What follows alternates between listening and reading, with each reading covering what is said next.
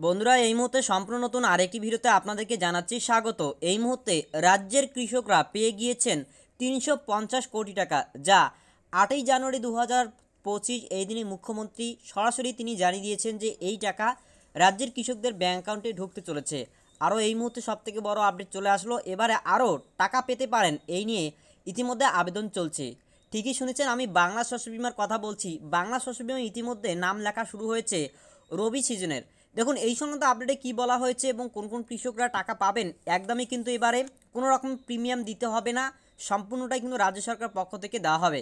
দেখুন বলা হচ্ছে নাম নথিভুক্তকরণ চলবে 31শে জানুয়ারি পর্যন্ত, কিন্তু ইতিমধ্যে রবি মরশুমের জন্য বাংলা শস্য বিমার নাম নথিভুক্ত করছেন 21 লক্ষ কৃষক। এই মুহূর্তে বুঝতে পারলেন, যেটা কিন্তু অনেক দিন ধরেই চলছে, সামনের দিনেও কিন্তু আপনারা করতে পারবেন, যা 31শে জানুয়ারি পর্যন্ত কিন্তু চলবে।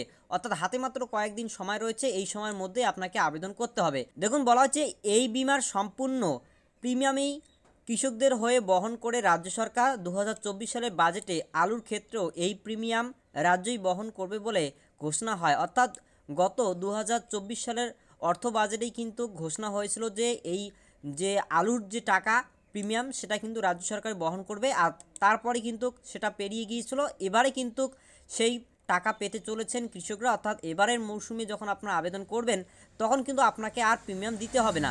বলা হয়েছে কি দেখুন, ফলে এবারেই প্রথম রবি মৌসুমে আলু চাষের জন্য এই সুবিধা পেতে চলেছেন কৃষকরা। অন্যান্য বছরে যতজন আলু চাষি নাম নথিভুক্ত করান সেই সংখ্যা এবছর ইতিমধ্যে পার করে গিয়েছে বলে এই সূত্রের খবর। অর্থাৎ এর আগে আপনাদের এই প্রিমিয়াম দিতে হয় বলে অনেক কৃষক কিন্তু আবেদন করেন না।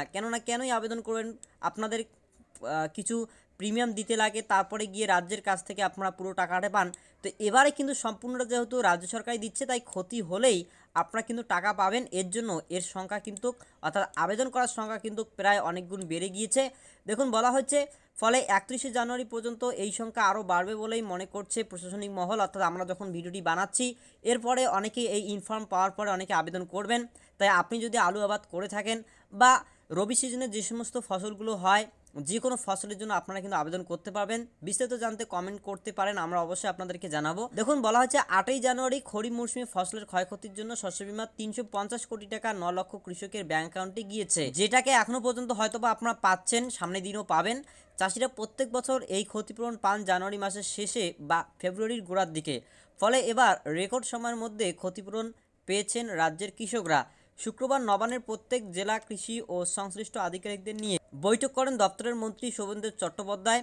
উপস্থিত ছিলেন কৃষি সচিব ওঙ্কার সিং মিনাও।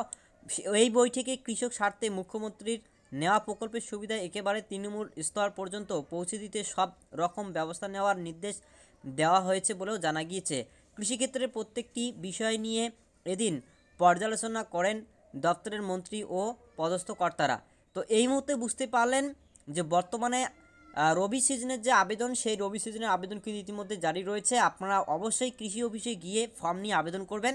আমরা কিভাবে আবেদন করতে হয় এই নিয়ে ডেডিকেটেড ভিডিও খুব শীঘ্রই নিয়ে আসছি, যে কিভাবে ফর্ম ফিল আপ করে কী কী ডকুমেন্ট লাগবে। আশা করছি আজকের দেওয়া ইনফরমেশন আপনাদের প্রত্যেকের উপকারে আসছে বলে মনে করি। ভিডিওটি ভালো লাগলে লাইক করুন, পরবর্তী ভিডিওর উৎস আমরা পাবো এবং পরবর্তীতে আপনাদেরকে জানিয়ে দেবো। চ্যানেলটিকে সাবস্ক্রাইব করে রাখুন, পরবর্তীতে আপডেট কিন্তু আপনারা নোটিফিকেশনের মাধ্যম দিয়ে পেয়ে যাবেন।